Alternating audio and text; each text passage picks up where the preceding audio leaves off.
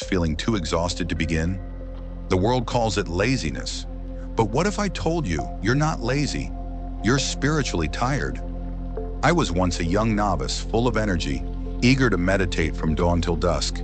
Yet some days my spirit felt as if a weight was tied to it. I'd wonder, is this weakness? Am I just not disciplined enough? But what I discovered over the years shaped everything I believe about energy and motivation. You see, true exhaustion often doesn't come from physical labor. Rather, it comes from carrying the invisible burdens of the mind and soul. We live in a world that measures us by productivity, not peace. Every message we receive, on screens, from people, from our own restless minds, demands more. Work, more hustle, more proving ourselves. Eventually, our spirit signals enough. The monks of my monastery have a saying, "The soul needs rest as much as the body, sometimes even more." We are not machines. The constant striving for more leaves us spiritually tired, and in this tiredness, even the smallest tasks feel insurmountable. But this is not the end of your story. Pause with me for a moment. Take a deep breath. There is another way, a way to reconnect, to restore, to remember who you are beyond doing. When I was struggling, my teacher asked me a question I'll never forget.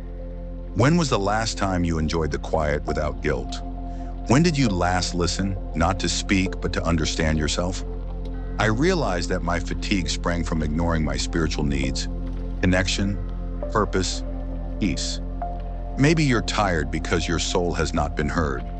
Maybe instead of pushing harder, you need to listen, to nourish your spirit as you would a dear friend. That's where mindfulness comes in. Each morning before sunrise, I sit with my thoughts. I don't push them away. I greet each one like an old companion. This simple act is not about stopping my thoughts. It's about making peace with myself. I urge you, find a few quiet moments today. Turn off your phone. Let the silence embrace you.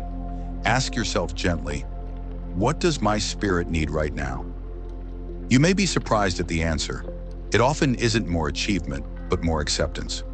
Over the years, I've seen extraordinary transformations in people who made this a practice. They became more energetic, not by forcing themselves to be productive, but by giving themselves permission to rest, to dream, to be. The world will always be busy, but your spirit can choose calm.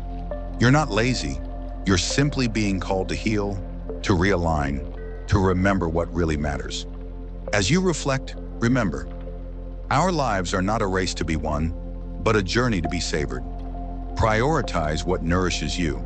Laughter, love, learning, and moments of true presence. Before you leave, let's make this wisdom real. Comment below, what's one way you will care for your spirit this week? If this message touched you, like and subscribe, and join me in this journey of mindful living. May you find rest, not just for your body, but for your soul. Peace be with you.